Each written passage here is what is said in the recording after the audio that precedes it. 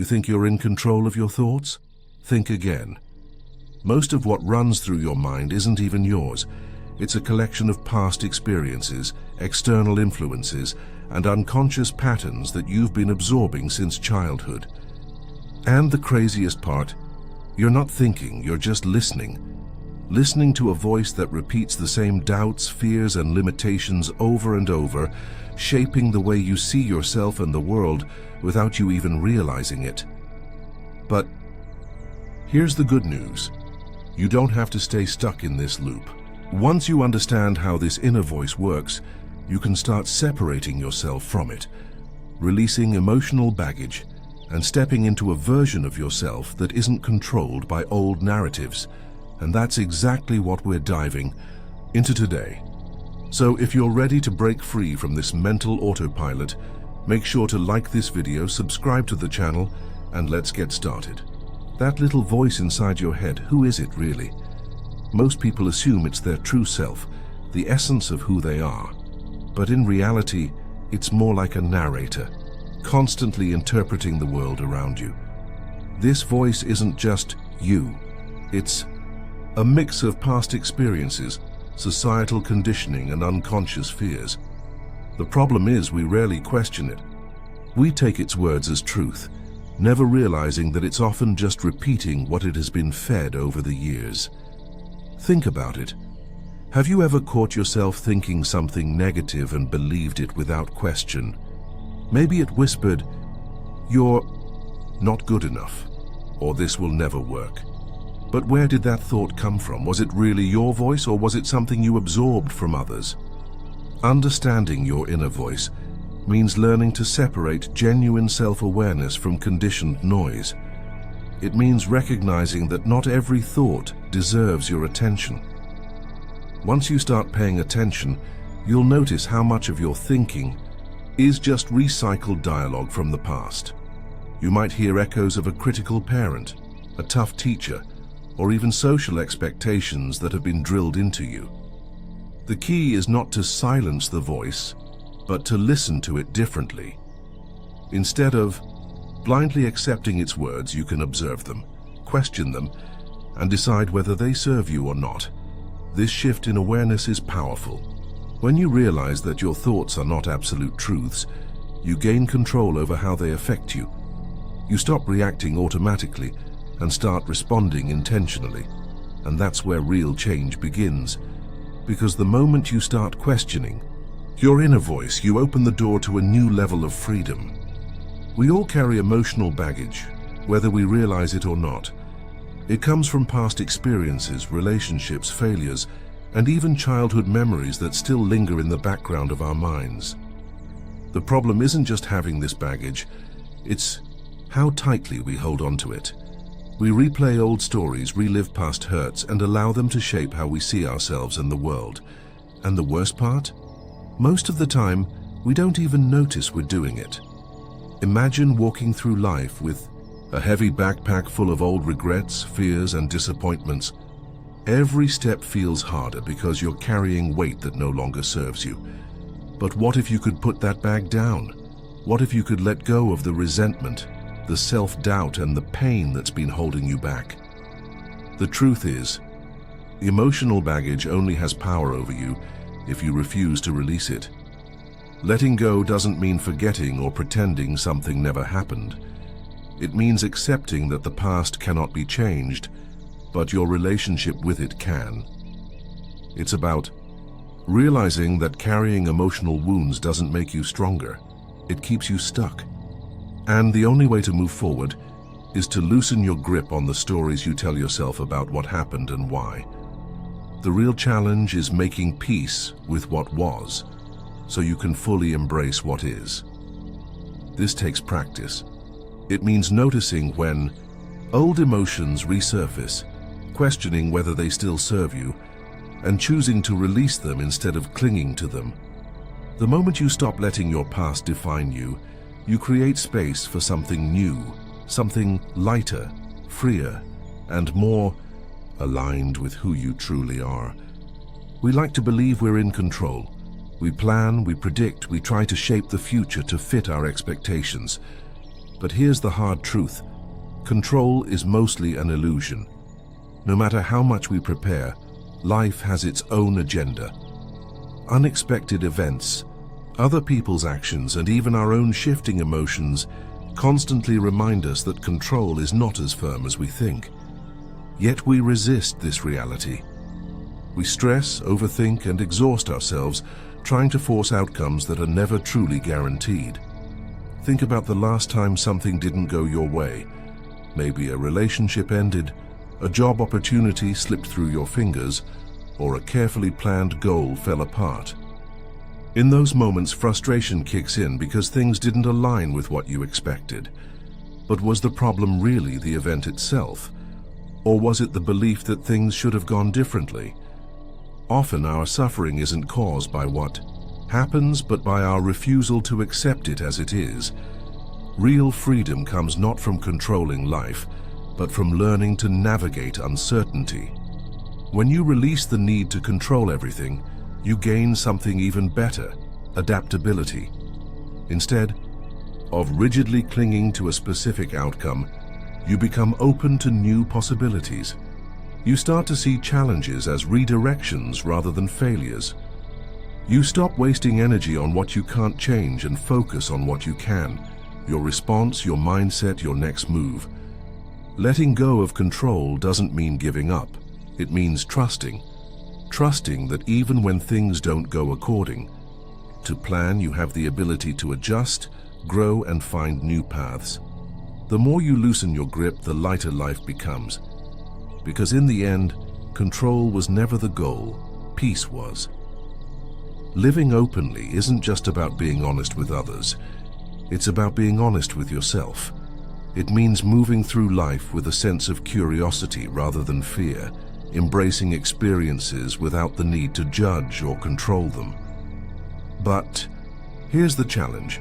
Most people build walls around themselves, protecting their egos, their beliefs, and their comfort zones. They fear the unknown, resist change, and hesitate to truly engage with life because openness feels risky. In reality, the real risk is closing yourself off and missing out on what life has to offer. Think about how often we filter our experiences through expectations. We assume we already know how things will go, how people will react, or what's possible for us. But what if we let go of those assumptions? What if, instead of clinging to certainty, we embraced the unknown with an open mind? When you stop resisting life and start welcoming it, even unexpected moments can become opportunities for growth and joy. Openness also means being vulnerable, not in a weak way, but in a courageous way. It means allowing yourself to be seen, to connect with others without masks or pretenses. Many people fear this level of exposure, but ironically, the more we hide, the more disconnected we feel. True connection, whether with people, experiences, or even yourself, only happens when you're willing to show up fully without holding back. The beauty of living openly is that it removes unnecessary tension from your life. Instead of forcing things to fit a rigid plan, you become adaptable. Instead of fearing failure, you see it as part of the process. Instead of protecting yourself from discomfort, you lean into it and grow. The more open you are, the more alive you feel, because life isn't meant to be controlled, it's meant to be experienced. True freedom isn't about doing whatever you want without consequences. It's not about having unlimited choices or avoiding responsibilities. Real freedom is an internal state, an unshakable sense of peace that comes from no longer being controlled by fear, guilt, or external validation. Most people think they are free, but in reality they are trapped by their past, by societal expectations, and by the unconscious need to prove themselves. The real question isn't whether you can do what you want, but whether you are truly free from the invisible forces shaping your every decision. Think about it. How many of your choices are driven by fear? Fear of failing, fear of disappointing others, fear of stepping into the unknown. Many people stay in jobs they hate, relationships that drain them, or habits that no longer serve them, not because they want to, but because they're afraid of what will happen if they let go.